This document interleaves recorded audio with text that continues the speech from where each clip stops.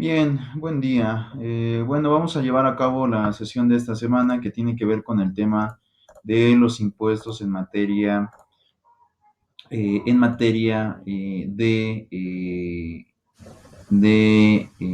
actos notariales. En realidad, para hablar acerca de este tema, resultan importantes revisar varias normativas. Sin embargo, solamente me voy a basar en una respecto o por el tema del tiempo. Y es que, se quiera o no, existe una reforma, y de hecho es muy bueno que lo analicemos, eh, de fecha del año 2019, que básicamente incluye el que se tenga que pagar ahora impuestos sobre la renta, el ISR, por arrendar inmuebles. Pero por otro lado, de manera genérica, y de hecho aquí es la ley que están viendo, la ley que están viendo es la ley del ISR o del impuesto sobre la renta, ya la tengo aquí señalada. En realidad, también tienes que generar ingresos, y esto ya siempre se ha aplicado por la cuestión de ingresos por enajenación de bienes o adquisición de bienes.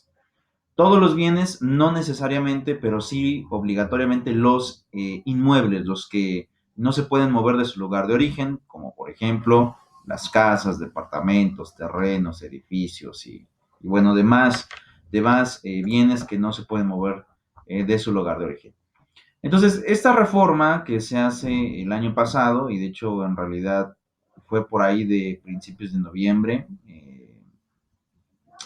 sí, por ahí de principios de noviembre,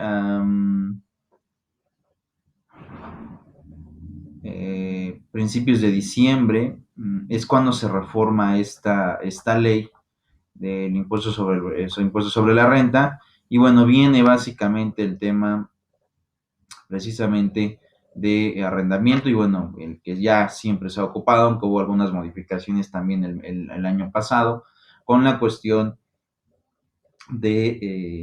pues con la cuestión de los arrendamientos. Y entonces, como podrán darse cuenta, en realidad estamos teniendo una legislación bastante compleja y extensa, compleja y extensa.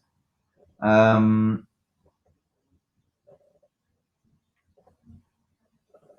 y en ese sentido, tendríamos que visualizar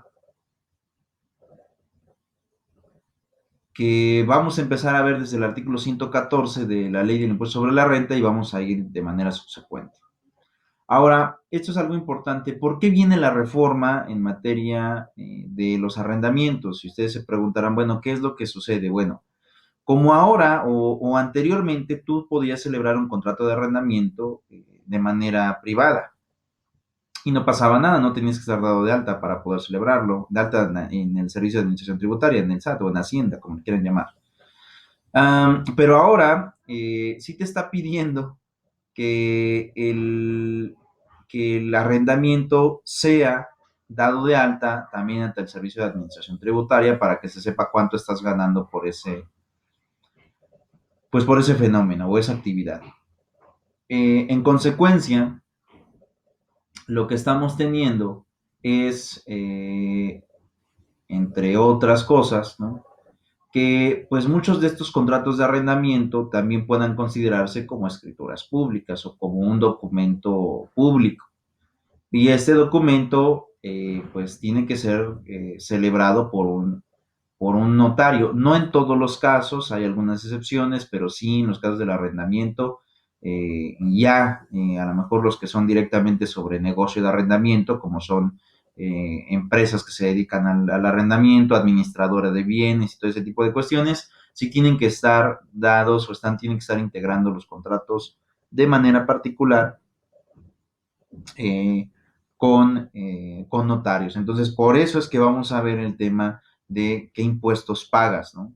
Entonces, por arrendar inmuebles tienes que pagar impuestos, obviamente el notario tiene que hacer allí esa situación, y por el tema de la adquisición, solamente una escritura dejará de ser válida, y por consecuencia otra pues será válida, y en ese sentido, pues quien el único facultado para poder nulificar y expedir, bueno, no nulificar, sino sustituir escrituras públicas, pues es el notario, ¿no?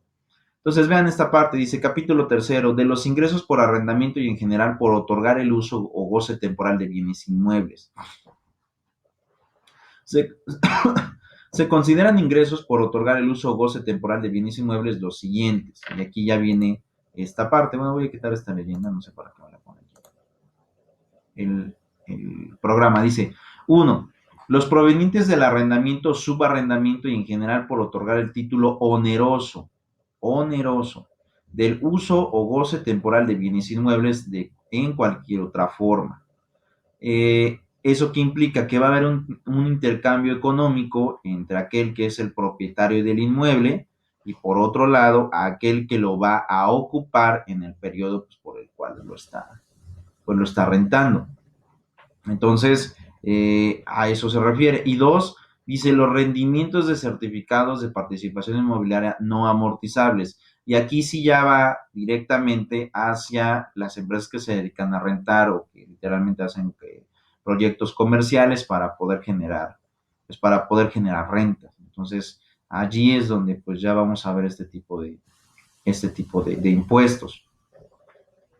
Fíjense, las personas que obtengan ingresos por los conceptos a que se refiere el capítulo podrán efectuar las siguientes deducciones y ya nos dice, pues, qué cosas puedes deducir, ¿no?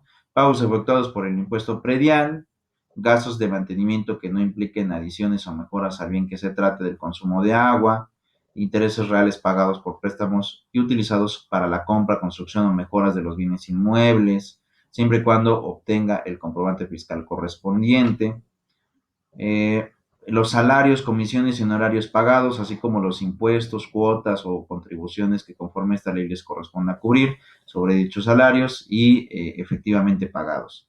El importe de las primas de seguros que imparten los bienes respectivos y las inversiones en construcciones incluyendo adiciones y mejoras. Vean esta parte, dice, de los contribuyentes que otorgan el uso o goce temporal de bienes inmuebles, podrán optar por deducir el 35% de los ingresos a que se refiere este capítulo, en sustitución de las deducciones a que este artículo se refiere. Quienes ejercen esta opción podrán deducir además el monto de las erogaciones por concepto, el impuesto predial de dichos inmuebles correspondientes al año del calendario o al periodo durante el cual se obtuvieron los ingresos del ejercicio según corresponde. Tratándose del subarrendamiento, solo se deducirá el importe de las rentas que pague el arrendamiento o el arrendador. Cuando el contribuyente ocupe parte del bien inmueble del cual derive el ingreso de otorgar el uso del goce temporal del mismo o otorgue el uso o goce temporal de manera gratuita, no podrá deducir la parte de los gastos, ¿no? Que es algo importante, o sea, forzosamente tiene que haber un intercambio económico, debe de ser oneroso el tema del arrendamiento. Tú no puedes, ¿no? Por así decirlo, pues en realidad no puedes llevar a cabo un arrendamiento si no hay un intercambio económico. Sí, porque para empezar ni siquiera sería ese contrato, sería un comodato, ¿no? En este caso, bueno, pues sí lo está pidiendo, ¿no? Los contribuyentes señalados en el capítulo anterior por el otorgamiento de uso goce temporal, ¿no? Efectuarán los pagos y provisiones mensuales y trimestrales, es decir, tú tienes que estar pagando este impuesto pues cada periodo mensual o trimestral, dependiendo también del régimen fiscal por medio del cual pues tú estés dado de alta. O sea, también depende de esa situación. El pago provisional que se determinará aplicando la tarifa que corresponda conforme a lo previsto en el tercer párrafo del artículo 106. A la diferencia que resulte de disminuir los ingresos del mes o del trimestre por el que se efectúa el pago y bueno, ya podremos hablar de montos y de deducciones. Esta ley del impuesto sobre la renta en realidad es un poco compleja porque, bueno, en este caso no está manejando operaciones o cálculos, pero ya en lo posterior sí los maneja, ¿no? Ya te empieza a decir, bueno, pues tienes que aplicar este tipo de formulario, ¿no? Para poder, pues tan solo cuadrar y poder saber con exactitud, pues cuánto es ese tipo de monto. Ahora, fíjense, en las operaciones de fideicomiso, que esto tiene que ver, ustedes sabrán que los contratos, dentro de los contratos está uno de fideicomiso, que es básicamente eh, un, eh, un tipo de contrato en donde pues hay una especie de apartado económico por medio del cual tú obtienes o logras obtener pues un inmueble. Bueno, ese sí resultaría un poquito complicado de explicarlo con la diferencia de la hipoteca, pero sí no es lo mismo, pero bueno, son parecidos, ¿no? Es decir, hay un intercambio, hay una apertura económica y de ahí deriva la compra de un bien inmueble. Dice, para las que otorga el uso o goce temporal de bienes inmuebles se considera como rendimiento, son ingresos del fideicomitente, ¿no? Ahí ya, bueno, si tú eres fideicomitante o fideicomitente, ya tienes literalmente allí una participación por el tema de ese arrendamiento. Fíjense, los contribuyentes que obtengan ingresos de los señores de este capítulo, además de efectuar los pagos a este impuesto, tendrán las siguientes obligaciones. Y ya ve lo que te está diciendo, ¿no? Te dice solicitar la inscripción en el Registro Federal de Contribuyentes. O sea, necesariamente si tú te quieres dedicar a este tipo de género o de rubro o actividad económica, pues tienes que darte de alta, ¿no? Tienes que eh,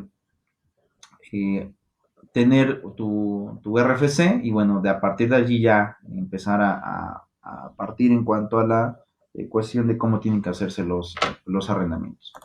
Um,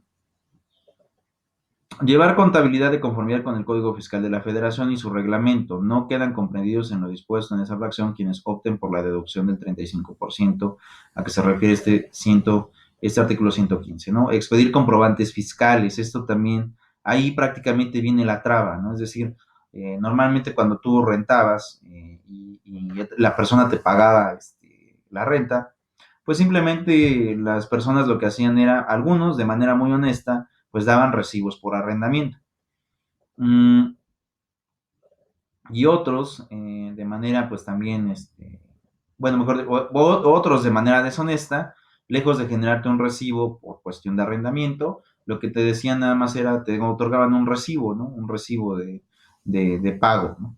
Pero nunca ponían su nombre, ni ponían sus datos, ni por qué se estaba recibiendo ese dinero. Entonces, pues simplemente eran documentos pues que no daban lugar a una situación de esa naturaleza, ¿no? Presentar declaraciones provisionales y anuales ante esta ley, ¿no? Que eso también es importante. A partir de que tú te pones o te regulas en el tema del Registro Federal de Contribuyentes, a partir de que tú pues sí, en realidad te determinas, pues a partir de allí ya vienen las obligaciones, ¿no? Cada, cada año y a lo mejor en algunos casos, por ejemplo, hay algunos que son mensuales y hay otros que son trimestrales y otros son bimestrales, dependiendo del régimen cómo te estés, pues eh, cómo te estés incorporado, ¿no? Informar a las autoridades fiscales a través de los medios y formatos electrónicos que señale el Servicio de Administración Tributaria mediante reglas de carácter general a más tardar el día 17 del mes inmediato posterior a aquel en que se realice la operación de las contraprestaciones recibidas en efectivo en moneda nacional, así como en piezas de oro o de plata cuyo monto sea superior a 100,000 pesos. La información a que se refiere esta fracción estará a disposición de la Secretaría de Hacienda y Crédito Público en los términos del segundo párrafo del artículo 69 del Código Fiscal de la Federación. Y bueno, ya vienen las reglas ahí de cómo es que se van a estar llevando. Um, Cuando los ingresos a que se refiere este capítulo sean percibidos a través de operaciones de fideicomiso, será la institución fiduciaria quienes lleve los libros, expedida de los comprobantes fiscales y efectúe los pagos provisionales. Las personas a las que correspondan los rendimientos deberán solicitar a la institución fiduciaria el comprobante a que se refiere el último párrafo del artículo anterior, el que deberán acompañar a su declaración anual, ¿no? Y bueno, ya después del tema de los arrendamientos, ya te está diciendo que tienes que pagar, ¿no? Viene el tema, pues ahora sí, ya común. Y esta situación ya común, pues es el tema de la enajenación de bienes. ¿Qué sucede cuando tú compras o vendes pues un inmueble, ¿no? Una casa, un departamento, un terreno, un edificio. ¿Qué es lo que sucede? Pues tienes que pagar impuestos y aquí en este caso el impuesto que te aplica pues es el impuesto sobre la renta. Es el más, para ser sincero, es el más pesado de poder pagar, ¿no? Y a esto habría que comentarle también los impuestos estatales. Cada estado en su ley de ingresos te estipula los porcentajes y el número de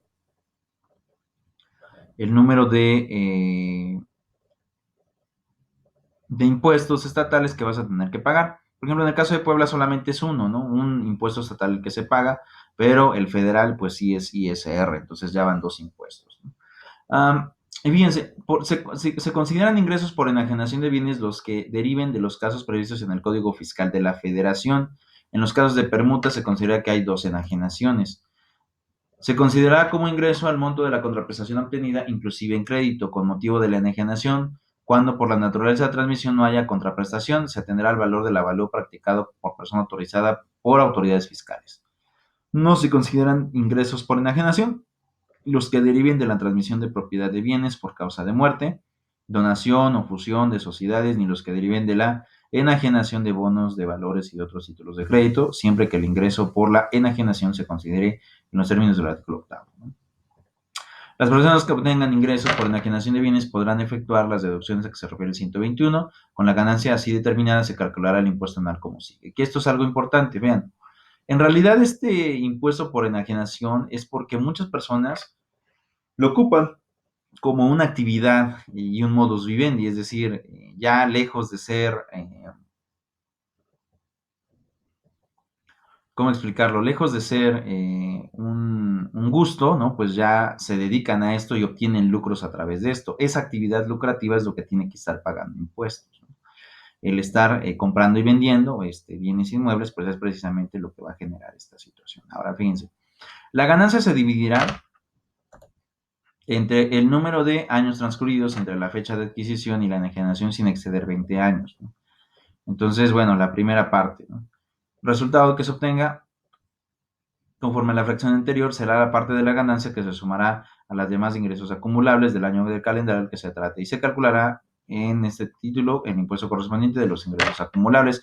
Y bueno, ya nos da básicamente cómo se calcula, ¿no? A partir de la fracción tercera.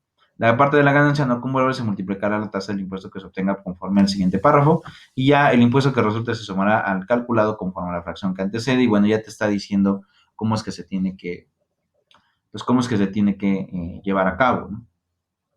Eh, la tasa promedio que resulte sumar las dos tasas calculadas conforme a lo previsto en el inciso anterior para los últimos 5 ejercicios, incluido aquel en el que se realizó la enajenación, dividen entre 5, ¿no?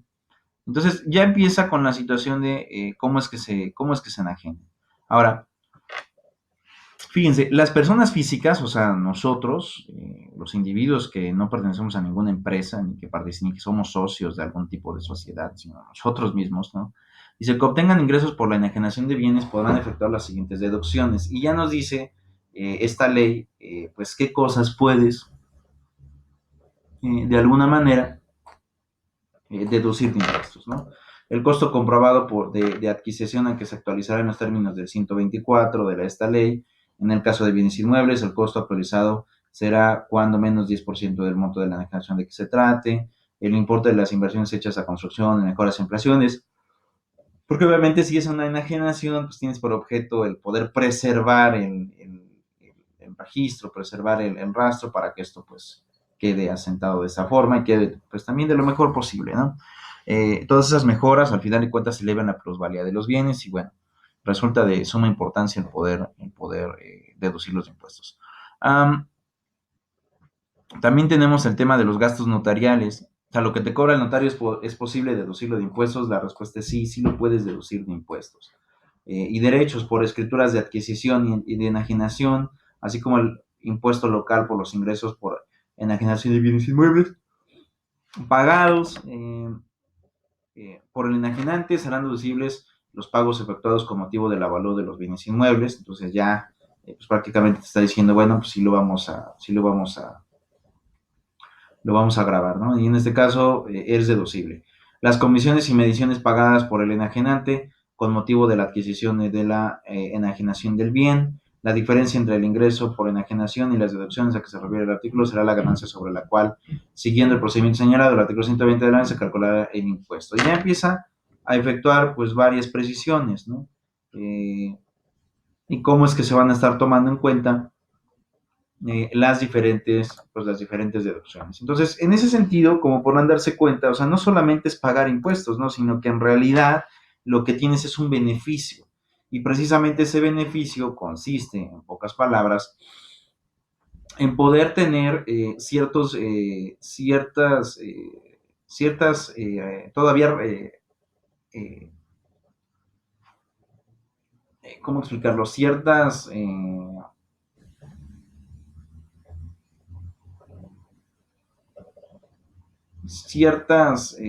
reincorporaciones fiscales, ¿no? Deducciones fiscales, a efecto de que pues no pagues como tal la cantidad, ¿no?, que deberías de pagar por el número de ingresos que pues estás teniendo. Entonces, esa parte es fundamental y esa es la situación que empezamos a tener en esta materia de impuestos sobre la renta. La verdad es que esta ley, como les decía, resulta